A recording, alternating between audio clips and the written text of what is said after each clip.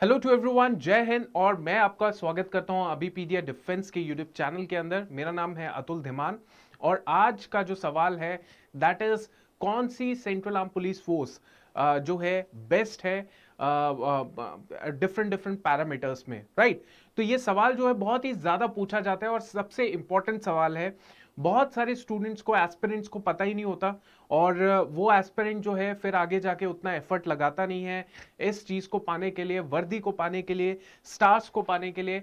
इस तरीके का जो स्टैंडर्ड ऑफ लिविंग है उसको हासिल करने के लिए उसका एफर्ट कम हो जाता है क्योंकि उसको पता नहीं होता कि इसके अंदर है क्या।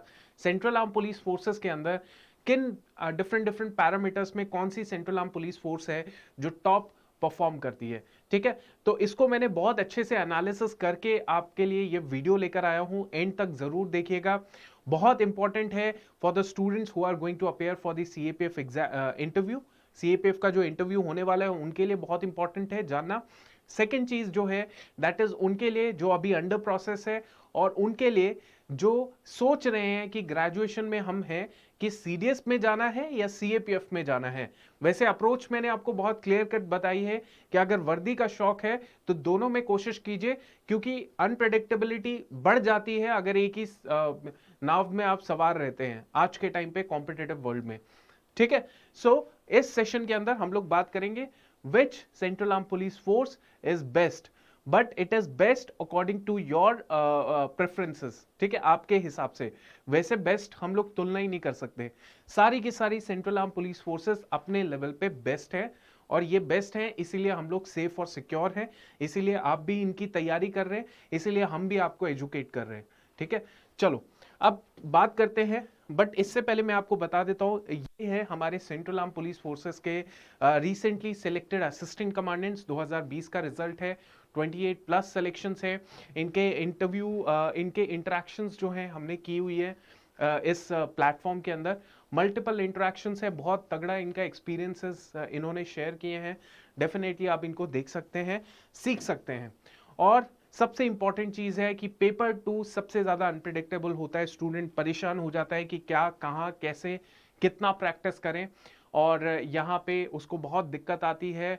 और टारगेट जो है आपका 100 प्लस होना ही चाहिए, तभी जाके मेरिट लिस्ट में नाम आएगा।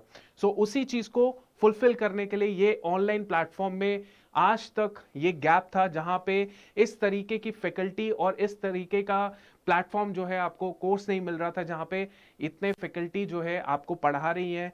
हर फैकल्टी अपने लेवल में सब्जेक्ट डोमेन में एक्सपर्ट है, तो वो ऐसे आर्गुमेंट रिपोर्ट के लिए आपको अलग अलग फैकल्टी अलग अलग इश्यूज को कवर करेंगे। कल जो है डिफेंस सेक्टर जो है इंडिया का उसके ऊपर क्लास होने वाली है और उसके बाद परसों परसों मतलब मंडे को सबसे इंपॉर्टेंट क्लास होने वाली है। वो क्लास होगी बंसल सर की, the most experienced faculty of this course और इनफैक्ट होल अभिपीडिया अभिमन्यु का सबसे एक्सपीरियंस्ड है एंड फाउंडर ऑल्सो। तो मंडे को 5:45 क्लास होगी और क्लास को कैसे एक्सेस कर पाओगे, हमारे जूम के लिए ट्रायल स्टूडेंट जो होगा वो जूम करेगा एक्सेस और बाकी जो पेड वाले हैं वो अपने एप्लीकेशन में कर सकते हैं, बिल्कुल। तो ये सारी फैकल्टी जो है क्लास ले रही है। मनीष सर की क्लास थी कल, है ना, opposition, role of opposition in parliament, उन्होंने क्लास ली थी। प्रीतम सर की क्लास, शाहिद सर की क्लास, रमीश सर की क्लास आपको दिखते जाती है, हफ्ते में एक आधी क्लास होती होती है इन टीचर्स की भी। प्लस हमारे दो और टीचर्स हैं। एक टीचर जो है वो प्रेसी एंड कॉम्प्रीहेंशन के ऊपर पढ़ा रहा है जिनकी क्लास परसों क्लास थी, और एक टीचर है जो प्रॉपर ग्रामर करवा रहे हैं जिनकी आज क्लास है 5:45 पे जतिन सर की। तो देखिए 8 टीचर हैं जो इस पूरे कोर्स में पढ़ा रहे हैं। कोई भी डाउट है, कोई भी दिक्कत है, call directly and definitely we would love to help you out, ठीक है। चलिए, so this is CAPF paper 2 का 2022 का कोर्स, लाइव कोर्स है ये। 150 प्लस क्लासेस है, टेस्ट सीरीज है, प्रैक्टिस क्वेश्चंस है ना। तो इसको जरूर आप अवेलेबल कर सकते हैं। अब देखिए, मैं ना सारी फोर्सेस की तुलना नहीं करूंगा या सारी फोर्सेस के बारे में आपको नहीं बताऊंगा। मैं तो कुछ इंपॉर्टेंट जो कुछ फोर्सेस हैं उसके ऊपर चलेंगे, फिर हम लोग एक प्रॉपर डिफरेंट डिफरेंट पैरामीटर्स पे एक कंपैरिजन करेंगे कि कौन सा आपको बेटर लगता है क्या नहीं है। देखिए सीआरपीएफ के बारे में सबसे पहले मैं बात करूंगा। CRPF biggest central arm police force है, ठीक है। अब एक स्टूडेंट मुझसे पूछ रहा था कि सर सीएपीएफ और पैरामिलिट्री में कोई फर्क है, क्योंकि उनका अभी इंटरव्यू होने वाला था, मतलब होने वाला है 2021 के वो इंटरव्यू अपेयरिंग स्टूडेंट होंगे, जून जुलाई के महीने में इंटरव्यू आपके स्टार्ट हो जाएंगे। सो मैंने उसको यही बताया, देखिए सीएपीएफ और एंड पैरामिलिट्री के अंदर डेफिनेटली डिफरेंस है ना। ये डिफरेंस मैं अभी तो नहीं बताऊंगा, डेफिनेटली अगर आपको चाहिए होगा इसके ऊपर वीडियो तो जरूर इसके ऊपर वीडियो मैं बनाऊंगा, क्योंकि काफी कंफ्यूजन आ जाती है। तो biggest central arm police force है, ठीक है, और ये बिगेस्ट है एज वेल एज ओल्डेस्ट है, ठीक है। इस फोर्स को बनाया गया था ब्रिटिशर्स के टाइम पे, और ये फोर्स तब से लेके अब तक जो है अपनी ड्यूटीज परफॉर्म कर रही है। इसकी जो प्रेजेंस है ऑल ओवर इंडिया में मिलेगी, इसकी प्रेजेंस जो है ऑल ओवर इंडिया में मिलेगी। इट इज अ फोर्स जो वर्सटाइल है, हर टास्क को परफॉर्म करने के लिए ये जो फोर्स है सक्षम है। नक्सलियों को खत्म करने के लिए, एयरपोर्ट को सिक्योरिटी देने के लिए, आप बोलेंगे वो तो सीएसएफ का काम है, नहीं, सीएसएफ अभी भी सारे एयरपोर्ट्स को सिक्योरिटी नहीं दे रही है। वो एयरपोर्ट्स जो बहुत ही हाई सेंसिटिव एरिया पे एयरपोर्ट्स हैं, वहां पे अभी भी सीआरपीएफ अपनी तैनाती कर रही है, ठीक है। ऐसे एरियाज जहां पे थोड़ा काफी ज्यादा खतरा है, हाई सिक्योरिटी जोन है, वहां पे सीआरपीएफ अपनी तैनाती कर रही है। स्टेट के साथ काम करती है, स्टेट पुलिस के साथ काम करती है। फिर उसके बाद सेंट्रल भी ऑर्डर दे तो उनके साथ, उनके ऑर्डर्स पे भी मूवमेंट होती रहती है, ठीक है। और इसकी जो ऑल इंडिया प्रेजेंस है उसका दोनों बेनिफिट भी है और नुकसान भी है। बेनिफिट तो देखो ये है, ये बेनिफिट कईयों के लिए बेनिफिट होगा, कईयों के लिए नुकसान होगा, कि आप जब इस तरीके से एक जगह से दूसरी जगह जाते हैं तो आपको वहां की अलग ही कंडीशंस होती हैं। तो वो कंडीशंस जो हैं, वो कंडीशंस आप फेस जब करते हैं तो और भी सक्षम हो जाते हैं। आपकी लीडरशिप, आपकी पर्सनालिटी, आपका जो टैक्टिक्स होती है, आपकी जो स्किल्स होती हैं, वो सब इंप्रूव हो जाती हैं, राइट। जैसे कोई जवान है, कोई असिस्टेंट कमांडेंट है, आप असिस्टेंट कमांडेंट हैं, अगर मान लीजिए आप हेडक्वार्टर में सर्व करते हैं, दिल्ली के हेडक्वार्टर में सर्व करते हैं सीआरपीएफ के, सपोज आपने 2-3 साल कर लिया, तो वहां से सीधा आप जब नक्सली एरिया में जाएंगे तो आपको जमीन आसमान का फर्क दिख जाएगा। हेडक्वार्टर्स में तो आपको स्कॉर्पियो मिल रही है, इनोवा मिल रही है कि नहीं, वहां पे आपको बढ़िया क्वार्टर्स मिल रहे हैं, बढ़िया आपका लाइफस्टाइल चल रहा है, पॉश एरिया में आप रह रहे हैं। But at the same time आप जब नक्सली एरिया में सर्व करेंगे तो जमीन आसमान का फर्क पड़ जाएगा। क्या पता थोड़ा बहुत मच्छर भी आपको तंग करे, है कि नहीं, ऐसा मच्छर जिसको मारोगे तो 2-4 बार मारना पड़ेगा, है ना। तो वहां पे शायद आपके पास स्कॉर्पियो ना हो। तो ये एक एक जवान, एक असिस्टेंट कमांडेंट आप में से बहुत सारों के लिए ये होगा कि यार ये तो बहुत ही जबरदस्त चीज है ना, कुछ सीखने को नया मिलेगा। अब जंगलों में रहेंगे तो क्या पता है ना, कुछ ऑपरेशन करने का मौका मिले, ऑपरेशन करेंगे, सक्सेसफुल होगा तो अवार्ड मिलेगा, गैलेंट्री अवार्ड मिलेंगे, है ना। तो इससे मैं एक रोल मॉडल की तरह अपने बाकी सबॉर्डिनेट्स के लिए दिखूंगा, राइट। तो ये एक ऑप्शन रहता है, ठीक है। बट इसमें एक नेगेटिव पॉइंट ये भी रहता है कि आपको जो है कहीं पर भी भेज दिया जाता है, ऑल ओवर इंडिया में कहीं पर भी आपकी पोस्टिंग हो सकती है, ठीक है। तो जनरली क्या है, जैसे सीआरपीएफ है, उसको जम्मू कश्मीर में भी भेज सकता है, उसको नॉर्थ ईस्ट में भी भेज देगा, उसको डाउन साउथ में भी भेज दिया जाएगा, उसको ईस्टर्न साइड, उसको वेस्टर्न साइड, हर जगह उसकी पोस्टिंग पॉसिबल हो सकती है।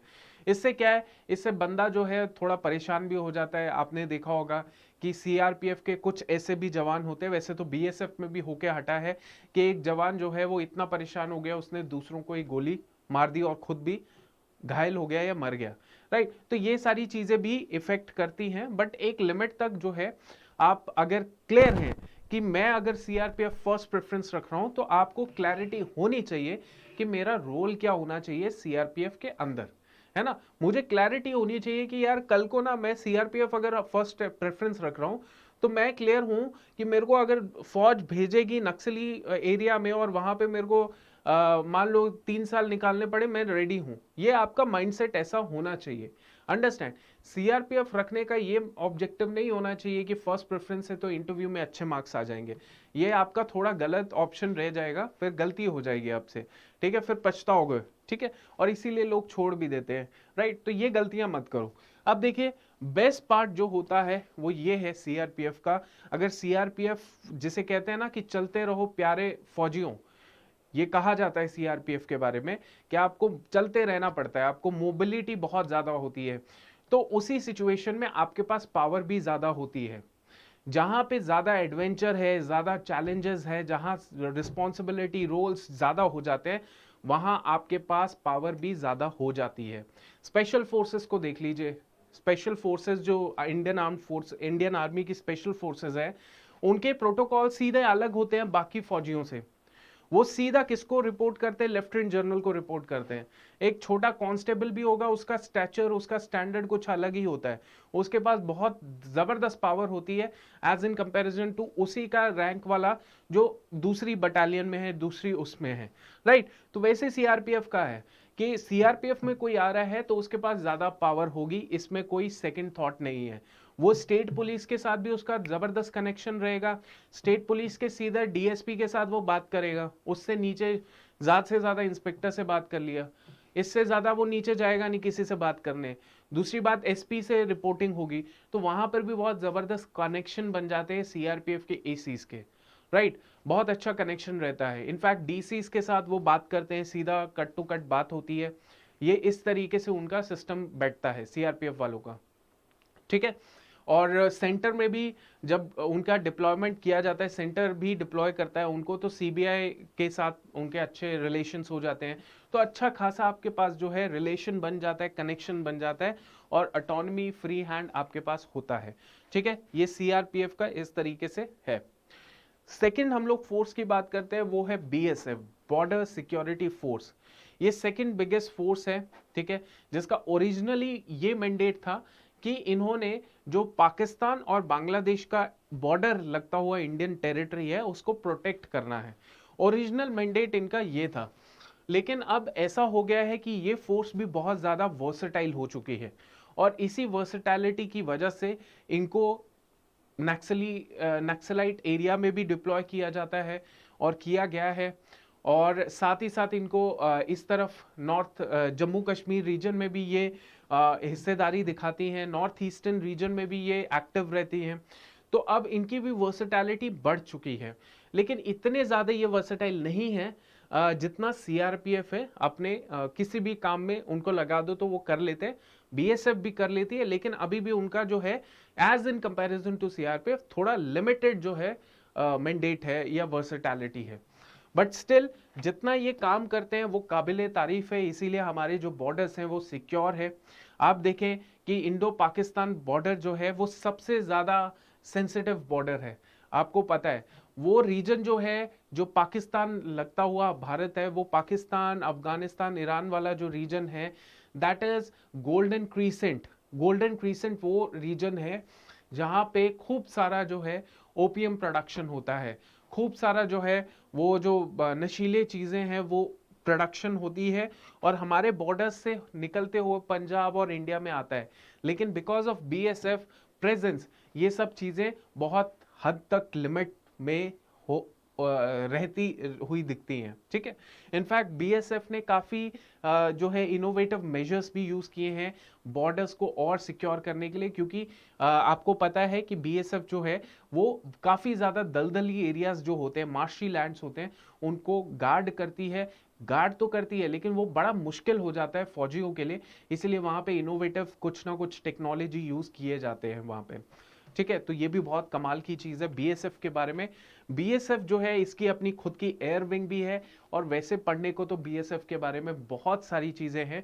सो मैंने आपको ऊपर थोड़ा थोड़ा सारी चीजों का मैं बता रहा हूं।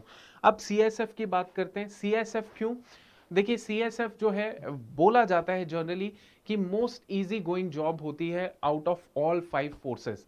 अब ये डिपेंड करता है, ये डिपेंड करता है क्योंकि कि इजी आपको क्या लगता है। फॉर एग्जांपल सीएसएफ के सोल्जर्स जो होते हैं, कांस्टेबल से लेके एसीज तक, इनका जो वर्किंग आवर्स है वो बहुत ही ज़्यादा रहता है। जैसे कि वर्किंग 8 से 9 घंटे तो आम होती है इनकी, आम वर्किंग आवर्स होते हैं। लेकिन कई कई बार 12 घंटे भी काम करना पड़ता है, कई बार 13 घंटे भी काम करना पड़ता है। और इनका जो जॉब रोल होता है ये काफ़ी ज़्यादा सेंसिटिव भी होता है कि अगर एक थोड़ा सा भी आपने देखा होगा मेट्रो स्टेशन में और एरियाज में, तो वहाँ पे अगर थोड़ी सी भी गलती का हो गया तो बहुत ज़्यादा नुकसान हो सकता है। और टेररिस्ट तो आपको पता है जहाँ पे ये डिप्लॉय होते हैं वहीं पे ये टेररिस्ट टारगेट करते हैं कि यहाँ पे हमने जो है नुकसान करना है, यहाँ पे हम लोग ने लोगों की जान लेनी है। तो ये लोग बहुत ही ज़्यादा सतर्क रहते हैं और इसी वजह से ये सारी डिप्लॉयमेंट जहाँ पर भी होती है वो सेफ और सिक्योर रहती है। लेकिन जो जॉब है ये एरियाज वहाँ पे होते हैं जहाँ पे थोड़ा आप देखिए पॉश एरियाज होंगे। अब एयरपोर्ट कहाँ, जंगल में तो होगा नहीं, है ना। एयरपोर्ट तो अपना पॉश एरियाज में होगा। अगर इंडस्ट्रियल एरिया है, इंडस्ट्रियलाइजेशन है, वहां पर भी आप देखिए वहां पर भी खूब बड़ी बड़ी बिल्डिंग्स होती हैं, इंफ्रास्ट्रक्चर बिल्डअप होता है। तो इनका जो क्वार्टर्स हैं, इनका जो रहने का एरिया होता है वो काफ़ी ज़्यादा अच्छा होता है, अच्छा एकदम बढ़िया फैसिलिटी दी जाती है। ठीक है, पोस्टिंग जो है पीसफुल होती है। बट एक चीज और मैं बता दूं, इट इज नॉट कि सीएसएफ की पोस्टिंग पीसफुल रहेगी, ये सिर्फ आपके ऊपर है। अगर मैं सीएसएफ में जाऊं तो शायद मैं 2-3 साल तक पीस पोस्टिंग में रहूं, उसके बाद मैं सीधा नक्सल एरिया में चले जाऊं और मेरे को कोई रोकेगा नहीं, क्योंकि सीएसएफ वहां पर भी डिप्लॉय है। नक्सलाइट एरियाज में सीएसएफ इज एग्जिस्टेंस है उसका। ठीक है, तो ऐसा है कि ये आपके ऊपर डिपेंड रहेगा फिर कि आपने नक्सलाइट एरिया में सर्व करना है या कहीं और नॉर्थ ईस्टर्न में सर्व करना है या कहीं और सर्व करना है, तो ये आपके ऊपर डिपेंड करता है। ठीक है, सो इनका जो कंडीशन है, अकोमोडेशन है, वो काफी बेहतर होता है देखा जाए। ठीक है, तो ये हमारे सीएसएफ के सोल्जर्स हैं। अब देखिए बहुत ही क्रक्स में मैं सारी चीजें आप एक्सप्लेन करने वाला, बहुत सीधे सिंपल स्पष्ट भाषा के अंदर। देखिए अगर हम लोग बात करें कि पावर जो है वो किस फोर्स में सबसे ज्यादा रहेगी, आप मैंने जो है एसएसबी और आईटीबीपी, कौन सा, एसएसबी एंड आईटीबीपी, ये दो फोर्सेस हैं जो मैंने नहीं आपको एक्सप्लेन किया। बट मेरे को सिमिलर रिस्पेक्ट है इन दो फोर्सेस के लिए भी। आईटीबीपी आपको पता है कितनी ज्यादा न्यूज के अंदर थी इंडो चाइना जब डिस्प्यूट चल रहा था। ठीक है, फौजी जो है इनके हमेशा उस हाई एल्टीट्यूड रीजन में तैनात रहते हैं। बहुत ज़्यादा मुश्किल सर्वाइवल होता है, लेकिन अब काम है, जॉब है, तो करना पड़ेगा, देश की बात है तो करना पड़ेगा। एसएसबी भी बात करें तो एसएसबी के भी सोल्जर्स जो होते हैं वो इंडो नेपाल बॉर्डर्स में रहते हैं। इसको जनरली माना जाता है कि हाँ यार थोड़ा पीस ही होता है, बढ़िया होता है, पीसफुल रहता है एसएसबी के अंदर सिस्टम। लेकिन एक चीज़ मैं बताता हूँ, मेरे साथ में मैंने एक इंटरेक्शन किया था सर्विंग असिस्टेंट कमांडेंट जो एसएसबी के रहे थे। तो ही सेड, उनका नाम मेरे को याद नहीं आ रहा, but you can see the playlist, वहाँ पे आप पीछे लेक्चर्स में देखेंगे तो वहाँ पे 1 घंटे का मैंने सेशन लिया है। तो उन्होंने यही बताया कि ऐसा माना जाता है कि एसएसबी में आपको नॉर्मल पोस्टिंग मिल जाती है, इंडो नेपाल बॉर्डर में रहते हो, बढ़िया रहता है। लेकिन ऐसा नहीं है। मैं खुद अभी नक्सलाइट एरिया में सर्व कर रहा हूँ, मैंने खुद यहाँ पे आने से पहले कमांडो कोर्स किया, तो फिर उसके बाद मैं नक्सलाइट एरिया में आया। तो ऐसा कुछ नहीं है, SSB is also very tough and rough force जो डिप्लॉय होती है मल्टीपल रीजन्स में। ठीक है, अब बात करते हैं पावर की। तो पावर जो है सबसे ज्यादा, ये मुझे लगता है कि सबसे ज्यादा पावर होती है किसमें, सीआरपीएफ में। सबसे ज्यादा पावर होती है सीआरपीएफ में। ये आपको खुद लग जाएगा पता, जब आप करोगे सर्व करोगे तो पता लगेगा। सीआरपीएफ के असिस्टेंट कमांडेंट के पास सबसे ज्यादा पावर होती है। ठीक है, क्योंकि वो डीलिंग ही उन लोगों के साथ करता है जो खुद पावरफुल होते हैं। उसके बाद हम लोग बात करें तो बीएसएफ की होती है, और उसके बाद हम लोग बात करें तो सीएसएफ वालों की काफी हद तक पावर होती है, काफी अच्छी पावर होती है। राइट, अब हम लोग बात करें फैमिली लाइफ की। तो फैमिली लाइफ सबसे बढ़िया किसकी होगी, ये मान लीजिए परिवार वालों को अपने पास रखना है या अपने माता पिता को परिवार अपने पास रखना है, तो किसकी सबसे ज्यादा सही फैमिली लाइफ हो सकती है। तो ये सवाल बड़े ही स्टूडेंट्स के दिमाग में रहता है, जनरली यूपीएससी एस्पिरेंट्स के। तो इसमें सही आंसर है सीएसएफ का। सीएसएफ के बढ़िया अकोमोडेशन होता है, बढ़िया सब कुछ होता है। तो CSF पॉश एरिया में पोस्टिंग होती है, तो CSF is the first option. BSF इसमें सेकंड ऑप्शन है। मैं यहाँ पे फैमिली लाइफ की बात करूं तो यहाँ पे CRPF अगर देखा जाए तो क्रॉस करके अगर SSB लिखें तो ये ज्यादा बेटर रहेगा। इनफैक्ट SSB जो है वो CSF के बाद आनी चाहिए अगर फैमिली लाइफ की बात करें, ठीक है। वैसे देखो मैंने SSB का भी एग्जाम्पल दे ही दिया आपको कि जो हमारे अभी रिसेंटली मैंने जो इंटरेक्शन किया उनका जो मैंने सोचा समझा तो मेरे को याद समझ आया कि नहीं, SSB वालों की भी फैमिली लाइफ इतना कमाल का नहीं होता है, राइट। पर फिर भी आप अगर यही भी पैटर्न फॉलो करो तो आपको बहुत अंडरस्टैंडिंग हो जाएगी CSF, BSF एंड SSB। अब बात करते हैं इंफ्रास्ट्रक्चर की कि किस फौज के अंदर बहुत तगड़ा इंफ्रास्ट्रक्चर है। इंफ्रास्ट्रक्चर का मतलब ये कि आपके क्वार्टर्स अच्छे हैं, आपका ऑफिस अच्छा है, आपका जो बैरक है वो अच्छा है, आपका जो गाड़ियां है वो बढ़िया है, आप जो सरकारी गाड़ी में जा रहे हैं वो बढ़िया है, आर्म्स एम्यूनिशन, CSD तो चलो अर्धसैनिक जो कैंटीन्स होती है वो सारा कुछ बढ़िया है। तो ये कहाँ पे आपको मिलेगा, ये आपको कहाँ पे मिलेगा, मेसिंग फैसिलिटीज और ये सारी, ये आपको मिलेगा सबसे ज्यादा BSF और CRPF के अंदर। CRPF BSF के अंदर, BSF क्या है ना, BSF में इतना जबरदस्त इंफ्रास्ट्रक्चर बन गया है, रीजन बीइंग कि आर्मी से काफी ज्यादा इसको एसोसिएट किया जाता है और आर्मी का अभी भी टॉप क्लास का इंफ्रास्ट्रक्चर है। तो BSF भी उसी इंफ्रास्ट्रक्चर को मैच करने की कोशिश कर रही है। तो अगर देखा जाए इंफ्रास्ट्रक्चर में तो you will find BSF CRPF ये दोनों फोर्सेस का इंफ्रास्ट्रक्चर टॉप क्लास है। इसीलिए क्योंकि पहली बात तो ये है कि ये काफी पुरानी फोर्सेस है, तो इनमें जो है आप देखेंगे तो पुरानी फोर्सेस का इंफ्रास्ट्रक्चर बेटर ही होता है as in comparison to new forces, उनका बन रहा होता है इसीलिए। और नेक्स्ट इज CSF का भी इंफ्रास्ट्रक्चर काफी तगड़ा है, ठीक है। और इसके अलावा अगर बात करें तो आपका जो इंफ्रास्ट्रक्चर होगा वो उसके बाद ITBP भी हम लोग बोल सकते हैं, ITBP का भी अच्छा होता है। और SSB का थोड़ा सा इंफ्रास्ट्रक्चर सबसे एंड में आता है। इनफैक्ट 2018 में जो ट्रेनिंग हुई ACs की, असिस्टेंट कमांडेंट्स की, तो मैंने जो सुना था दैट इज कि उनकी जो ट्रेनिंग थी वो भी कहीं और हुई थी और जहाँ पे वो रह रहे थे वो इतना सही बना नहीं था। तो बट धीरे धीरे सब कुछ हो जाएगा क्योंकि ITBP SSB थोड़ी यंग फोर्सेस है इसीलिए।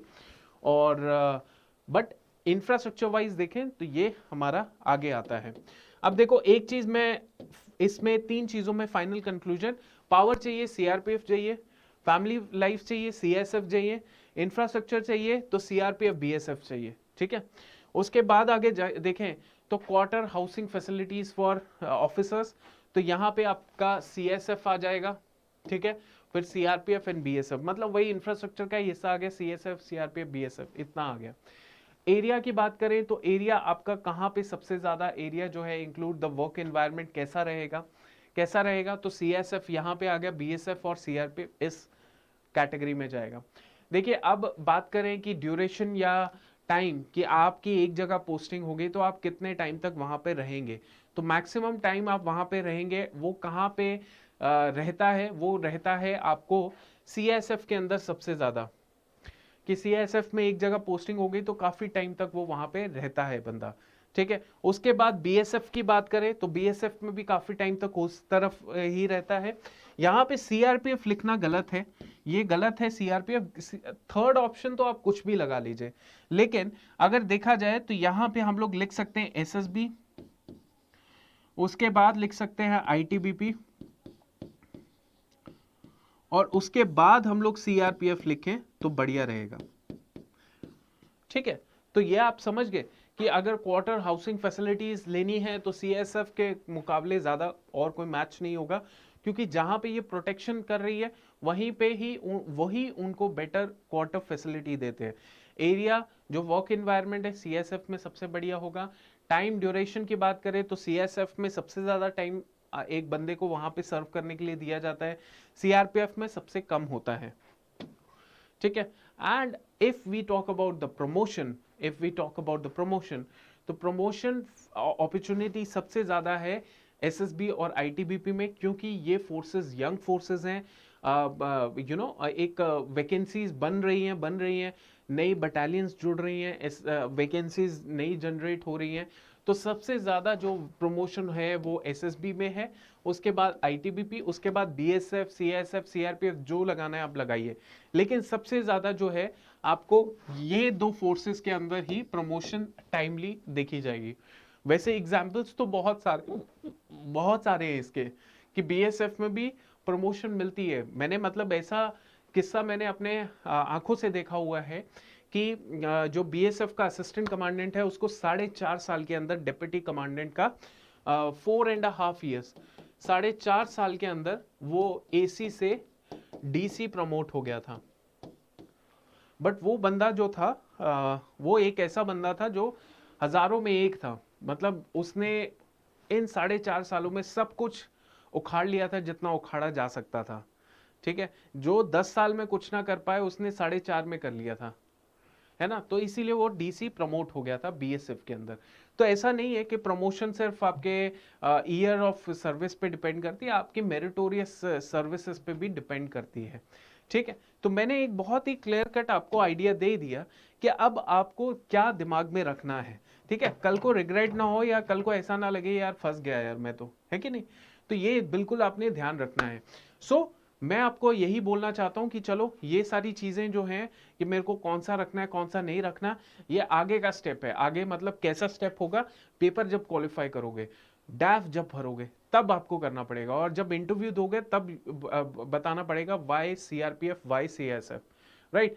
तो इतना करने से पहले आपको पेपर क्वालिफाई करना पड़ेगा बहुत अच्छे से।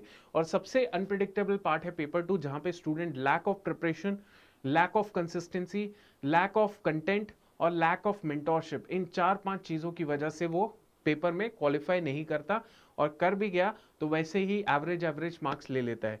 तो आप वेस्ट मत करो अपना टाइम, सीधा ये पेपर 2 का लाइव कोर्स है, इसको जाओ और इसको ऑप्ट करो, और you will get the difference, you will see the lot of difference in your practice paper, right. अभी ये पूरा लाइव है तो बेनिफिट उठाओ। क्यों अपना टाइम आप वेस्ट कर रहे हो कि हाँ मैं यार थोड़ा जैसे नोटिफिकेशन आएगी तब कर लूंगा, नहीं, उससे पिछली वीडियोस तो चली जाएंगे ना, फिर रिकॉर्डिंग होगी वो, फिर उसका कोई फायदा नहीं होगा आपके लिए। तो बेस्ट पार्ट ये है कि लाइव सुनो, डेली 1 घंटा दो अपने पेपर 2 प्रिपरेशन को।